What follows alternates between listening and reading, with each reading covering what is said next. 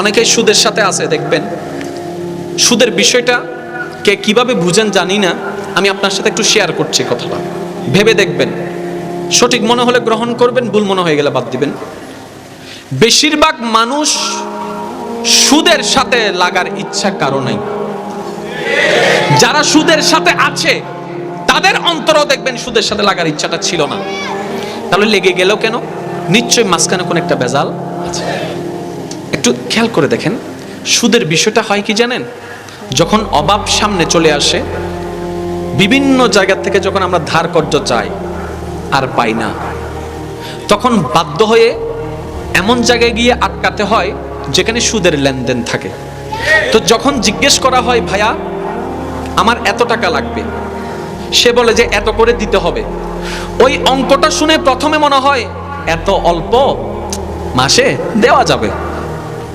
বেশিরভাগ যারা সুদের সাথে লাগছে জিজ্ঞেস করবেন, অঙ্কটা শুনে প্রথমে মনে হয় এত অল্প, মাসে দিতে পারবো। কিন্তু যখন সেটা কন্টিনিউ হয়, একটা পর্যায়ে গিয়ে দেখা যায় ওই টাকাটাই আর দিতে পারে না। মূল তো নাই না, ওই সুদের টাকাটাও আর দিতে পারে না।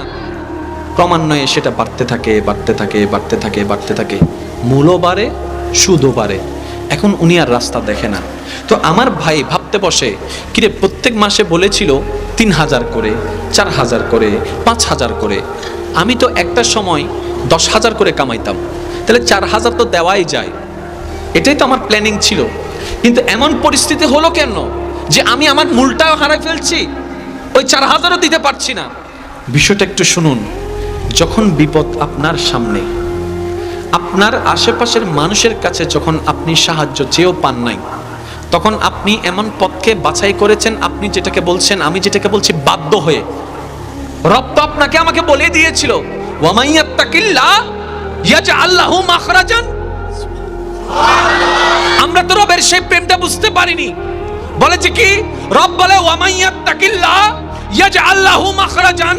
বান্দারে, যে কোনো বিপদ আপদ মুসিবতে যখন তোমার ব্রেন বলবে বাঁচার কোনো উপায় নাই, চোখ বলবে বাঁচার কোনো রাস্তা নাই, তোমার ব্রেন বলবে বাঁচার কোনো উপায় নাই, তোমার চোখ বলবে, তোমার হাত বলবে, তোমার পা বলবে, এমনকি তোমার অস্তিত্ব জুড়ে বলবে এই বিপদ থেকে বাঁচার কোনো অবস্থা নাই, বের হওয়ার কোনো রাস্তা নাই, বের হওয়ার কোনো পথ নাই। ওয়ামাইয়াত্তাকিল্লাহ, যদি পরিপূর্ণভাবে এতটুক মন থেকে বিশ্বাস করতে পারো, আমার আল্লাহ আছে, আমার আল্লাহ আছে, আমার আল্লাহ আছে, আমার আল্লাহ আছে, কেউ নাই, কেউ নাই, কেউ নাই, আমার আল্লাহ আছে। রব বলে ইয়াজআল্লাহু মাখরাজান। তুমি আর বিবেক বলবে বাঁচার রাস্তা নাই, ওইখান থেকেও বাঁচার রাস্তা আমি রব তোমার জন্য করে দিব। সুবহানাল্লাহ।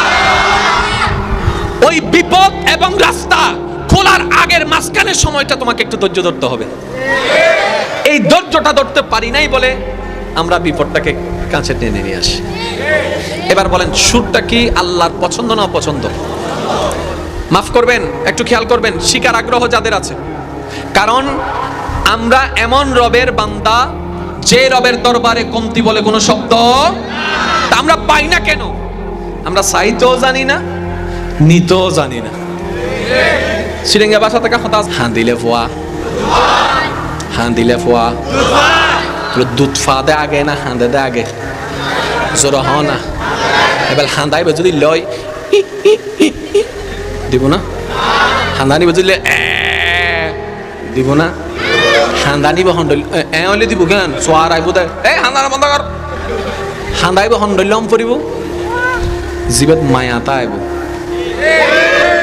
যে হাঁদানি উনিয়েরে মার অন্তর্গামীবু, যে হাঁদানির আওয়াজ শুনি মা ভাগ্যর তুন ওবু গার্ভ হাঁদের হইয়েরে দূরি আইব। যে হাঁদানি উনিলে আশেপাশে মা নতাইলে অন্তত সাসা হালা যারা তাইলো ইতারা গুমু তুলুরি যে ববুক বাচ্চা হাঁদের দে, হাঁদানি বিল্লাম পরিবত। আল্লাহ হাঁদানি তো আর এক ডইলে নি, আর হাঁদি দেখ ডইলে একশোকে হাঁদে আর একশোকে আসে। যেন মা দেখা এটা লাই সাই তো না জানি নবাইলে নলে আর আর আল্লাহ হইবে না নাওয়া জিবে ফেরাইন নরে দি সুবহানাল্লাহ বে নহরত আর কেন জোর হ না সুবহানাল্লাহ। আর আর আল্লাহ হইবে না জিবে ফেরাইন নরে দি দে, নমরুদ্দের দি দে, তার আর কেন দে সাইনা জানি ভিন্ন জানি আর দিলেও হাইন্য জানি। আমার একটা কথা বেশি সব সময় মনে হয়, বিপদকালে ধৈর্য ধরার চাইতে অনেক সময় কঠিন হয়ে যায়। আল্লাহর নিয়ামত পেয়ে শুকরিয়া আদায় করাটা। কারণ একটু ঠান্ডা মাথায় খেয়াল করে দেখলে দেখবেন আমাদের জীবনে নাই কি সেটা নিয়ে আমাদের আফসোসের শেষ নাই, কিন্তু না চাইতে আল্লাহ দয়া করে কি কি দিয়েছেন সেটা নিয়ে শুকরিয়া আদায় করতে পারি না। সেজন্য না পাওয়া নিয়ে আফসোসের শেষ নাই, আর পাওয়া নিয়ে শুকরিয়া নাই, যার কারণে টোটাল হিসাবটা আমাদের জীবনটা অশান্তিময়, 0 0 0। তো শান্তিময় করবেন কিভাবে? না পাওয়া নিয়ে আফসোস বাদ দেন, আল্লাহর ভরসায় ছেড়ে দেন। যা পেয়েছেন, যতটুকু পেয়েছেন, যেভাবে পেয়েছেন, ওইটার উপর বলেন মাওলা যা তুমি দান করেছো সেটা পাওয়ার যোগ্য আমি নই, তুমি দয়া করে আমাকে দিয়েছো মাওলা, এটাই তোমার দয়া, এটাই তোমার দয়া, এটাই আমার জন্য বড় পাওয়া। আলহামদুলিল্লাহ, আলহামদুলিল্লাহ, আলহামদুলিল্লাহ। আপনি মন থেকে বুঝে শুনে রবের প্রেম নিয়ে আলহামদুলিল্লাহ বলতে থাকবেন, আপনার অশান্ত মনের শান্তির ব্যবস্থা রব্বে করিম ব্যবস্থা করে দিবেন। সুবহানাল্লাহ। যারা সুদের সাথে লেগেছেন আপনারা মন থেকে তওবা করে ফেলুন, কাউকে বলতে হবে না, শুধু আপনি জানবেন, আপনার রব জানবে। আর রবকে বলবেন, ইয়া রব তুমি তো কুল কায়নাতের মালিক, আমি আটকাই গিয়েছি অল্প টাকার কারণে, মওলা না বুঝে গিয়েছি, আমার ওই বুদ্ধি বুঝ নেই মওলা, জানি এই রাস্তাটা পছন্দ না তোমার, কিন্তু আমার তো কোনো উপায় নেই, ওইটাও বুঝতে পারি না, তুমি সাহায্য করবা, মাঝখানে ধৈর্য ধরতে হবে আমাকে, আমি অধৈর্য হয়ে গিয়েছিলাম, মওলা তোমার উপর ছেড়ে দিলাম, তুমি আমাকে এইবারের মতো এখান থেকে উদ্ধার করে নাও, বাকি জীবন আমি সুদের সাথে থাকবো না। আপনি শুধু মন থেকে তওবা করে একবার বলে দেখেন, আপনার রব যে আপনাকে ওইখান থেকে কিভাবে হেফাজত করবে আপনি কল্পনাও করতে পারবেন না। সুবহানাল্লাহ। এবার সেটার একটা বাস্তব প্রমাণ আমি আপনাদেরকে এখানে দিচ্ছি। এখানে অনেক বিদেশি ভাইয়েরা আছেন, অনেক প্রবাস, হয়তো উনি গিয়েছেন, না হয় ওনার কোন আত্মীয় স্বজন বিদেশ গিয়েছে, আছে না নাই? অনেকের ক্ষেত্রে দেখেছেন কিংবা শুনেছেন বিদেশের যাওয়ার ভিসা চলে এসেছে, কিন্তু টিকেটের টাকা, কিন্তু সেই ব্যক্তিটা বিদেশ গিয়ে টাকা কামাই চলে আসছে। এবার বন্ধুর সাথে, ভাইয়ের সাথে সাক্ষাৎ হওয়ার পরে উনি বললেন, আরে কিরে তুই না টাকার অভাবে টিকিট করতে পারছিলি না, এরকম হয়েছিল না, তো বিদেশ গেছস কেমনে?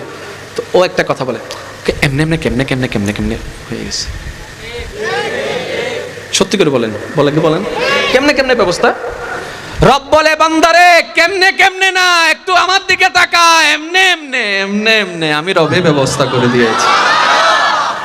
আরো সহজ করার চেষ্টা করছি, আরো সহজ করার। বাড়ি বাঁধানোর আগে আমরা একটা এস্টিমেট করি কত লাগতে পারে, কথা বলতে হবে তো ভাই। কোন একটা কাজে নামার আগে আমরা একটা এস্টিমেট করি আনুমানিক কত খরচ হতে পারে।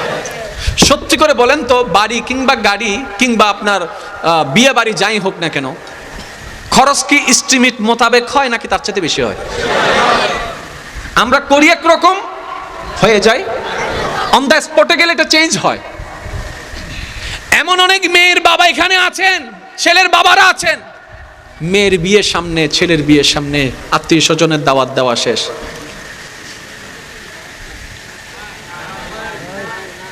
অনেক সাক্ষী এখানে আছে। আমি বললাম, বাবা, চাচা, ভাইয়া, আপনার মেয়ের বিয়ে কি আটকাই ছিল? বলে যে না। ছেলের বউ বিয়ে কি আটকাই ছিল? বলে যে না। তো টাকা তো ছিল না, কেমনে? কেমনে কেমনে কেমনে কেমনে কেমনে কেমনে কেমনে কেমনে কেমনে? রব বলে কেমনে কেমনে কেন, আমি আছি না। আর একটু জোরে বলতে হবে। এমন বাস্তবতার সাক্ষী এখানে অনেকেই আছেন, ঘর বাঁধতে নামার আগে সেই পরিমাণ টাকা ছিল না, কিন্তু যখন কাজে নেমে গিয়েছে আল্লাহ কাজটাও আটকায় রাখে নাই, কোনো না কোনো ভাবে আল্লাহ তাআলা রিজিক দিয়ে ঘরটাকে ছাদে রূপান্তর করে দিয়েছেন, 2 তলা বানিয়ে দিয়েছেন, 3 তলা বানিয়ে দিয়েছেন। তাহলে আপনি একটু ভাবেন তো, এমনি টাকা নাই, এতগুলো টাকা আসলো কিভাবে? এটাই হচ্ছে রবের রহমত, এটাই হচ্ছে রবের নিজাম। বান্দা যখন আটকিয়ে যায়, রব তখন রহমত দিয়ে ওই বান্দাকে ওই গর্ত থেকে তোলার ব্যবস্থা করে দেন। এবার আপনি একটু ভাবেন, এই সারা বিশ্বকে চালাচ্ছেন উনি কে? জোরে বলেন না। বর্তমানে বিজ্ঞানের মারেফতের মাধ্যমে আমরা জানতে পারলাম এই পৃথিবীর তুলনায় প্রায় 9 লক্ষ গুণের চাইতে বেশি বড় হচ্ছে একটা সূর্য। প্রত্যেকদিন সেই সূর্যকে পূর্ব আকাশে তুলে কে, আবার পশ্চিম আকাশে অস্তমিত করে কে। তাহলে যেই আল্লাহ এত বিশাল একটা সূর্যকে প্রতিদিন টাইম টু টাইম তুলতে পারেন, ডুবাতে পারেন, সেই আল্লাহ কি আপনাকে আমাকে একটু চালাইতে পারে না? যে রব এত বিশাল বিশ্ব ব্রহ্মাণ্ডকে প্রতিটা মুহূর্তে চালাইতে পারে, সূর্যের তো ডুপ্লিকেট করার প্রয়োজন হয় নাই, চাঁদের তো ডুপ্লিকেট পথে যাওয়ার প্রয়োজন হয় নাই। এমনকি এই দেখেন না পুকুরের মাছেরও তো খাওয়ার ব্যবস্থা রব করে দিচ্ছে। কই তাদের তো ডুপ্লিকেট করতে হয় নাই, বাটপারি করতে হয় নাই, তাদেরও তো পেট আছে, তাদেরও তো খাবার আছে। কিরে কখনো তো শুনলাম না কোনোদিন কোনো মাছে ডুপ্লিকেট করছে, বাটপারি করছে। আমাদের কেন করা লাগবে? শুনেন, শুনতে খারাপ লাগলেও বাস্তব। একটা মাছের রবের প্রতি যে বিশ্বাসটুকু আছে সেই তুলনায় হয়তো বিশ্বাস আমাদেরটা নাই। বর্ষা যেভাবে সূর্য আল্লাহর উপর রাখে সেভাবে বর্ষাটা হয়তো আমরা রাখার মতো রাখতে পারি না। যদি রাখার মতো রাখতে পারতাম, আরে আমাদের রব না সেই রব। আপনি একটা বীজ বপন করে দিলেন মাটির ভিতরে, একটা সামান্য বীজ, কিছুদিন পরে সেখান থেকে চারা উৎপন্ন হওয়া শুরু হয়ে এলো। চারা উৎপন্ন হতে হতে এটা বড় হতে লাগলো, বড় হতে হতে সেখানে একটা বড় গাছ হয়ে গেল, গাছ হতে হতে এখানে ঢাল হলো, পাতা হলো, তারপরে কিছুদিন পরে ফুল আসলো, ফুল থেকে এখন আম হওয়া শুরু করলো। রোপণ করেছেন একটা বোটা, একটা বিচি, ওই গাছে রব এনে দিয়েছেন শত শত ফলের ব্যবস্থা। আপনি না সেই রবের বান্দা, আপনার বাটপারি করার দরকার কি? আর করছেন কার জন্য? নিজের জন্য নয়, পরিবারের জন্য। এবার সেই পরিবারে যদি আপনার চোখ উল্টাই ফেলে, এর চেয়ে বড় দুঃখের আর কিছু হতে পারে? জগৎ দেখেছে কিছুদিন আগের ঘটনা, বাবা সম্পদ কামিয়েছে সন্তানের জন্য, বাবা বিদায় নিয়েছে, সন্তানরা ঝগড়া করছে, লাশ দাফন করছে না, আগে সম্পত্তি ভাগাভাগি করতে বাবার লাশটা পৌঁছে যাচ্ছে। তাহলে আজকে যেটা অন্যের ঘটনা আপনি আমি দেখছি, তো বুদ্ধিমান কারা? যারা অন্যের ঘটনা দেখে সেখান থেকে শিক্ষা নিয়ে নিজে আগে সেফ হয়ে যায়, প্রস্তুতি নেই, তাদের জীবনে এমন ঘটনা আসার সম্ভাবনা কমে যায়। আপনি আপনার বিবেকের জ্ঞান দিয়ে আমি একটা পরামর্শ দিচ্ছি, ভেবে দেখবেন। যারা অন্যায় পথে টাকা কামায়, যারা 2 নাম্বারই করে, যেভাবেই হোক, আপনি আপনার জায়গা থেকে গবেষণা করে দেখেন, তারা পারিবারিকভাবে, সাংসারিকভাবে যতই ভালো দেখাক সমাজকে, ভিতর থেকে কেউ ভালো নয়। আমার পরিচিতদের মধ্যে একজনের কথা বলি, যেমনে পারছে তেমনে টাকা কামাইছে। বুঝতেছেন তো আমার কথা? যেমনে পারছে তেমনে টাকা কামাইছে। গত 2-1 সপ্তাহ আগে শুনলাম ওনার মেজ ছেলে পারিবারিক একটা মিটিংয়ে সবার সামনে বাবার গালে থাপ্পড় বসাই দিছে। তাহলে থাপ্পড়ের কথাটা আমরা শুনলাম, মনে করেন টিভিতে দেখলাম। কিন্তু সন্তান কিভাবে বাবার গায়ে হাত তোলে? নিশ্চয়ই মাঝখানে কোন একটা ঝামেলা তো আছে। কই কোনো মুয়াজ্জিনকেও তো দেখলাম না মা বাবার গায়ে হাত তোলা, তো দূরের কথা, মা বাবার সামনে এখনো পর্যন্ত চোখে চোখ রেখে কখনো মুয়াজ্জিনকে তো কথা বলতে দেখি নাই, কোনো ইমামকে তো দেখি নাই যে মা বাবার সামনে বড় আওয়াজে কথা বলতে, মা বাবাকে শাসন করতে, কোনো ইমামকে তো দেখি নাই। এমনকি কোনো পাগলকেও তো দেখছি না আমরা। কিরে আজকে সেই ছেলেটা, ভার্সিটিতে পড়া ছেলে, বাবার গালে কিভাবে হাত তুললো? আপনি একটু যদি গবেষণা করে দেখেন, ওই যে অন্যায় পথের টাকা, সেই টাকাটা ঘরে আসলো, সেই টাকাটা বাজারে গেল, বাজার হয়ে চাউল হয়ে আসলো, তরকারি হয়ে আসলো, সেটা রান্না হলো, রান্না হয়ে খাবার হয়ে পেটে গেল, ওই পেট থেকে রক্ত সৃষ্টি হলো।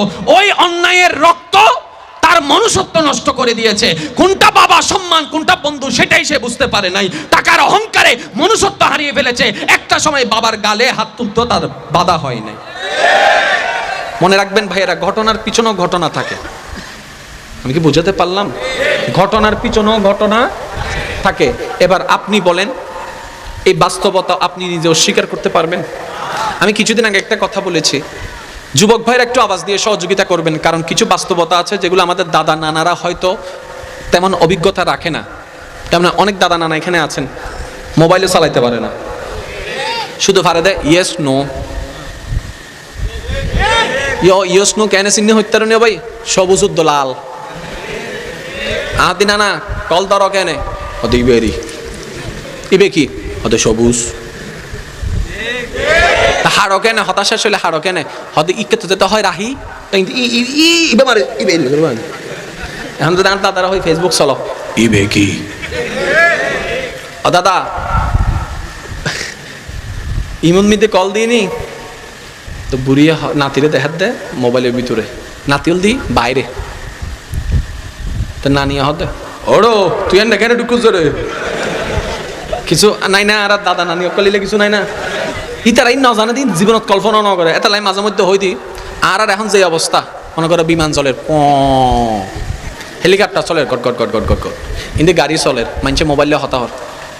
ঈসা আলাইহিস সালামের উম্মত যদি 5 মিনিটও আল্লাহর হইতে আল্লাহ আর কেন তোলো না কেন চাই 2022 সাল কেন ঈসা নবীর উম্মত না খবর তুমি যদি আল্লাহ তারা চিন্তা করে তুলতু ইতে ইন দাই রাষ্ট্র করে আবার ঢুকে যেতে বোধ হারানি তারা জমানা মিদে মানুষ বা হনাদিন বিমান আসলে ভাববি না এনিতে যাতে দেখতে কিরে মানুষ বেগুন বাতাসে দূরের এষ্ট করি নহলে মাথা নবা এষ্ট করিব না করিব এবার স আল্লাহ আর কি জ্ঞান দিয়ে কি গনাই ফেলি আর কেন জোর হন না সুবহানাল্লাহ। আল্লাহ হদায় মানুষের মতো কেউ না হবা নাই, মানুষের যে জ্ঞান দিন কেউ ন দি এতালে তো মানুষ তুমি বইয়ের করে যার কথা চাঁদের দেশ ঠিক না বেটি খাও না, কিন্তু আফসোস হল কি হত্যা নি বদ্দা ওই জ্ঞানী দি দে আল্লাহরে তোয়াই বেল্লাই আর দুনিয়া তোয়াইরে শেষ করি ফেলাই দি ঠিক না বেটি, আল্লাহ আর বুঝিবে তৌফিক দান করুক। আর কেন জোর হন না। আমি একটা কথা বলছি একটু ঠান্ডা মাথায় ভেবে দেখবেন, বাংলাদেশে বৃদ্ধাশ্রম আছে না নাই? যতগুলা বৃদ্ধাশ্রম আছে এখানে যতগুলা মা বাবা আছে, কাদের মা বাবা একটু হিসাব করে দেখেন, দেখবেন একজনও রিক্সাওয়ালার মা বাবা নাই। তাহলে পয়সাওয়ালাদের মা বাবা ওইখানে কেন? খাওয়াতে পারছে না সেজন্য? নয় নয়। কই মুয়াজ্জিনের বেতন কত আপনাদের এলাকায়? আপনারা বলেন না, আমি বলবো না। আপনাদের এলাকায় মুয়াজ্জিনকে সম্মাননা কত দেন? 4,000 অথবা 5,000। এই 2022 সালের মধ্যে যেখানে 50,000 টাকা ইনকাম করে সংসার চালানো যাচ্ছেন, আপনি স্বীকার করেন, আপনি জানেন, সে জায়গায় আপনি কিভাবে 5,000 টাকা দিয়ে একজন মুয়াজ্জিন রাখছেন? ভাই একটু বিবেক খাটাই দেখেন। কিন্তু দেখেন 50,000 টাকা যে ইনকাম করে সে সুদের সাথে আছে, 5,000 টাকা ইনকাম করনেওয়ালা মুয়াজ্জিন তো সুদের সাথে নাই।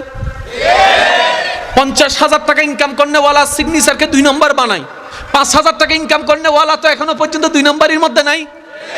50,000 টাকা ইনকাম করনেওয়ালার মা বাবা বৃদ্ধাশ্রমে, 5,000 টাকা ইনকাম করনেওয়ালা মুয়াজ্জিনের মা ঘরে, বাবা ঘরে। এবার বুঝতে পেরেছেন বরকত বলো একটা সত্য আছে, ইনকামে পাওয়ার নয় বরকতে পাওয়ার।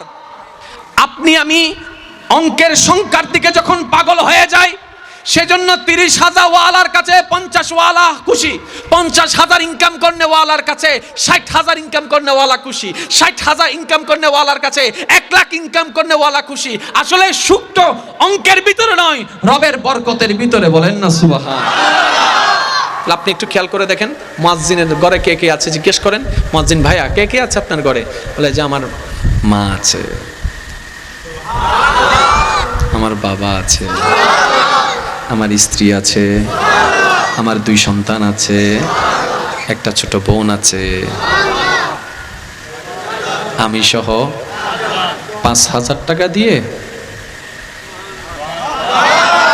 আপনার ছেলেও স্কুলে যাচ্ছে, মাদ্রাসায় যাচ্ছে, মুয়াজ্জিনের ছেলেও যাচ্ছে।